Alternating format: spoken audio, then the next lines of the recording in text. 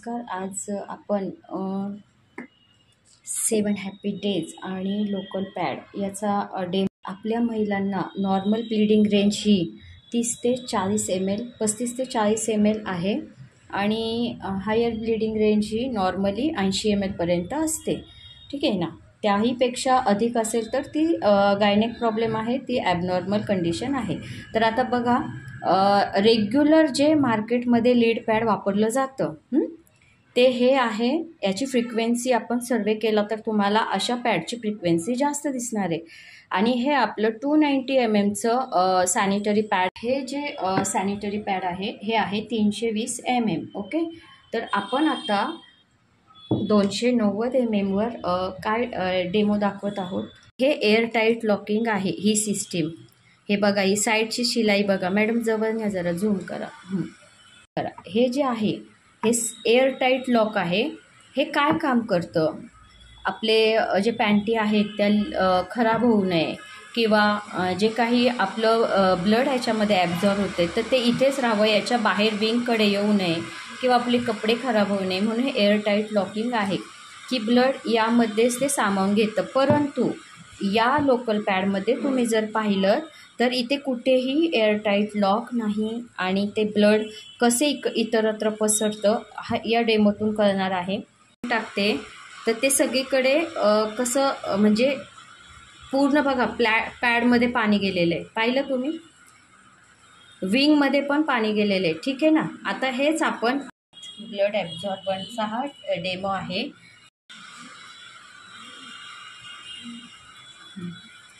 Same आता मी इथे टाकते. आता तुम्ही एक लक्षात आलं का मॅडम, तुमच्या ब्लड बाहेर आले का? म्हणजे पाणी बघा कुठे त्या आउटलाईनमधून बाहेर आलेलं दिसलं का तुम्हाला?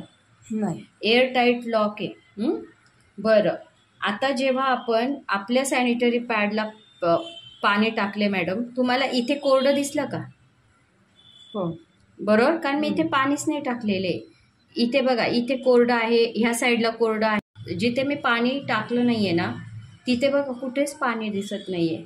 पण इथे तुम्हाला अख्खं पॅड पाण्याने भिजलेलं दिसले, कारण हे आतून सगळं पसरले.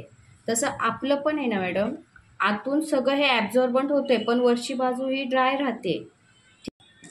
दोन्हीकडे हात ठेवा मॅडम,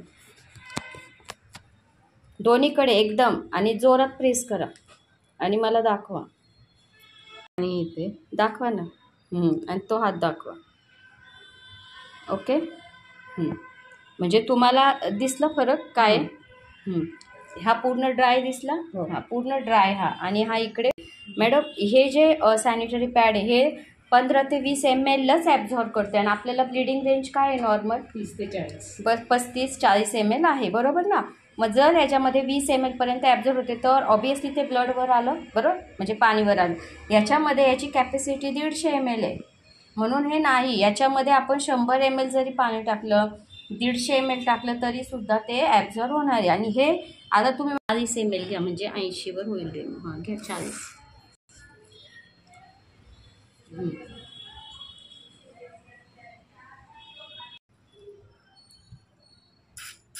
ओके, 40 ml. आता ते आपल्याला इथे टाकायचे. समजा इथे मगाशी 30 ml पडलेलं, तर मी अजून 10 ml वाटल्यास इथे टाकून देते. ठीक आहे ना, कारण व्हिडिओत ते 30 ml दिसले. परत 40 ml घेतले मी. हे बघा,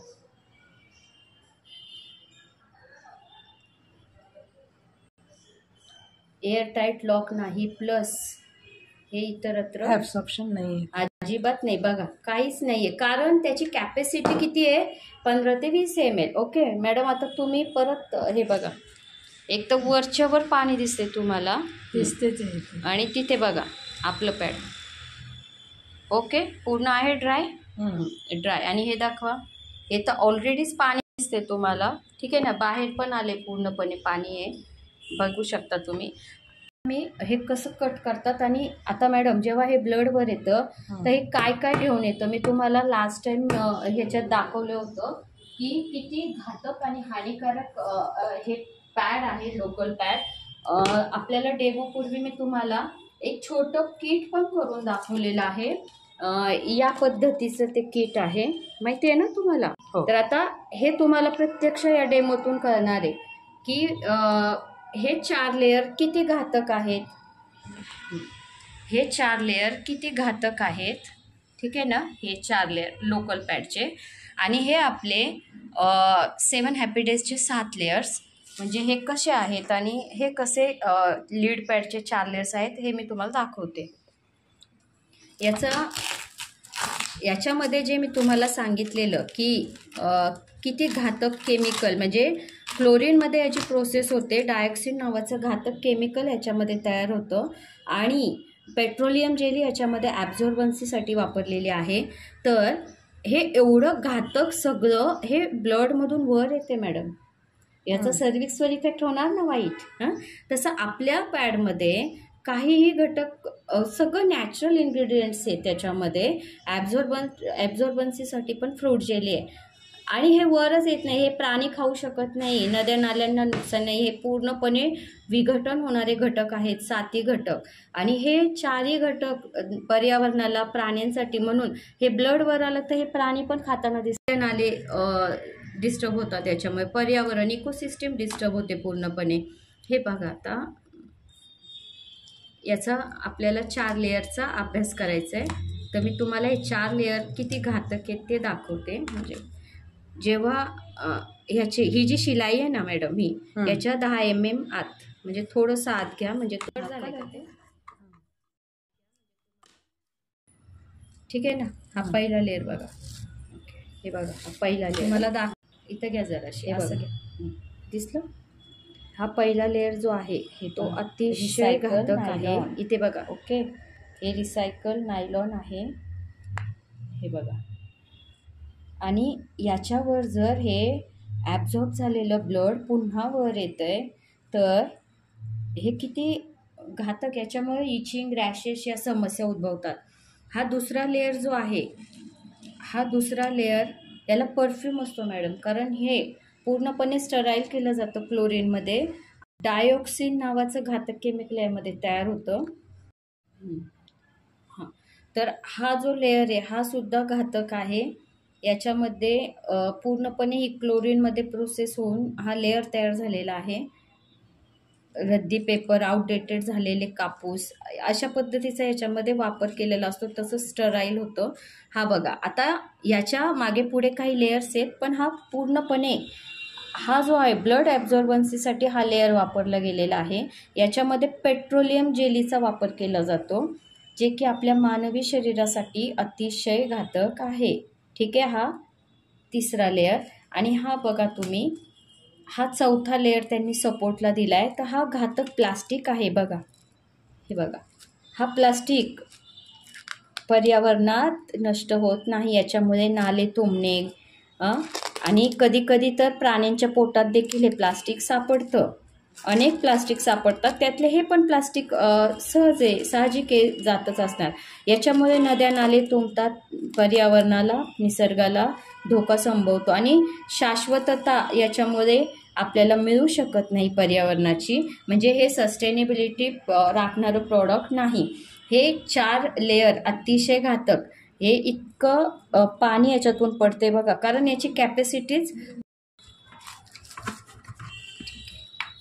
याच्या पण. आता ही जी शिलाई आहे ना, ही शिलाई जी आहे विंग्सची, तर ती त्या शिलाईच्या 10 mm आपल्याला कट करायचं आहे, जेणेकरून आपल्याला आपले 7 लेयर व्यवस्थित दिसतील.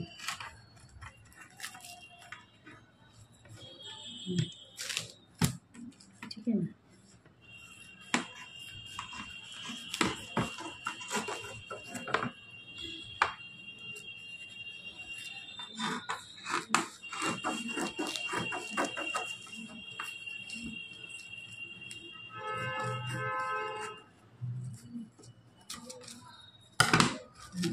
आता बघा, आपले जे 7 लेयर, म्हणजे मी तुम्हाला जे दाखवले ना, ह्याला चिकटले हे, ठीक आहे.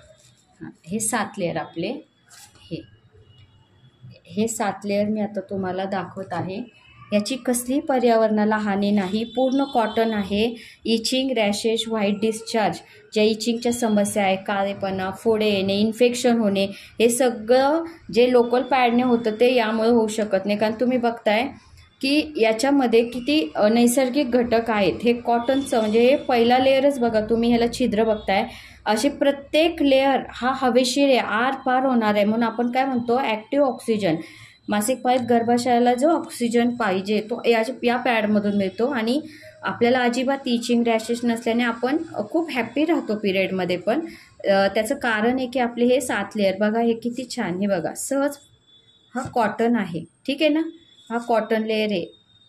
त्याच्यामुळं आपल्याला खूप कम्फर्टेबल पाळीच्या दिवसात ह्या पहिल्या लेअरमुळं वाटतं. हा पहिला लेअर. दुसरा लेअर पाहताय तर ही जादुई पट्टी आहे, याबद्दल आपण नंतर बोलू. का जादुई पट्टी? हा तिसरा लेअर, खूप छान असा हा तिसरा लेअर कॉटनचाच आहे. कसले याच्यामध्ये केमिकल नाही आहे बघा, आणि सहज फाटतोय तो, म्हणजे सहज आहे, कॉटन आहे. हा दुसरा लेअर आहे.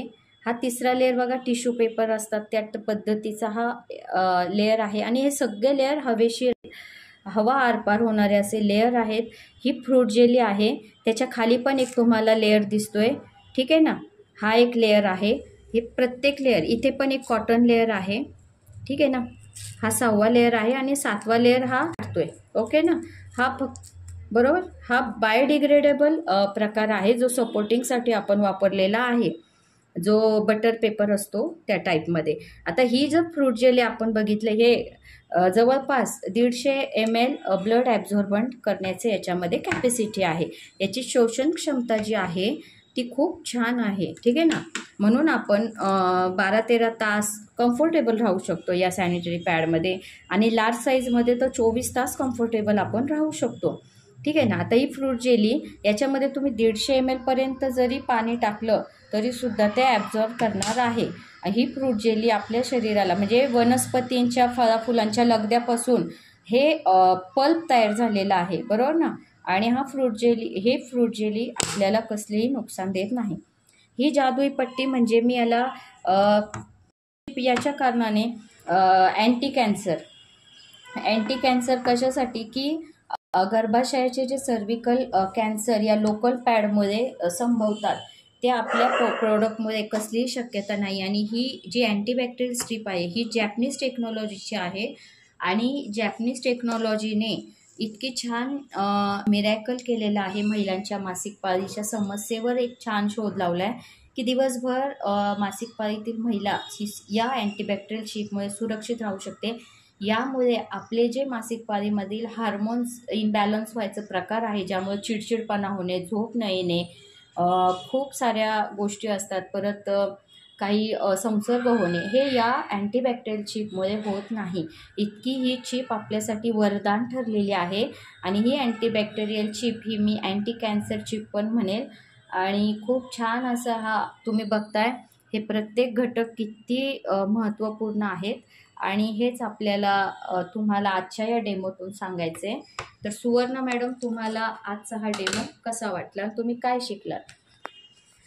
आजच्या डेमोमधून हे तर लक्षात आलं की लोकल पॅडमध्ये जे काही वापरलेले आहेत ते सगळे घातक घटक आहेत आणि ॲब्सॉर्प्शनचे प्रमाण खूपच कमी आहे. आणि या पॅडमध्ये ॲब्सॉर्प्शन त्याच्या 3 पट, या पॅडमध्ये जे ॲब्सॉर्प्शन आहे त्याच्या 3 पट असूनही ते अजूनही लीक होत नाही. शिवाय सगळे घटक पर्यावरणपूरक असल्यामुळे ते डिग्रेडेबल आहे, पर्यावरणालाही हानी नाही आणि आपल्यालाही कोणती हानी नाही. ओके, तुमची जी शंका होती मॅडम, तुम्ही आज ऑफिसमध्ये आल्या म्हटल्या की आपल्या पॅडमध्ये इकडे तिकडे ब्लड दिसत नाही आहे, बरोबर. तर तुम्हाला असं वाटलं की ते एकाच जागी थांबते, पण तुम्ही आजच्या डेमोतून हे समजलं की जेवढी फ्रूट जेली आतमध्ये आहे त्या सर्व फ्रूट जेलीमध्ये ते सामावून घेत असतं, पण वरपर्यंत ते येत नाही. ओके, पहिल्या टॉप शीट लेअरवर ते दिसत नाही. आणि लोकल पॅडमध्ये विंग्समध्ये सुद्धा ते फ्लो होतंय, कारण त्याला एअरटाईट लॉकिंग नाही, बरोबर. आणि त्याच्यामुळं खूप महिला अस्वस्थ असतात लोकल पॅडमध्ये. बाकी तुम्ही महिलांना काय संदेश देऊ शकता?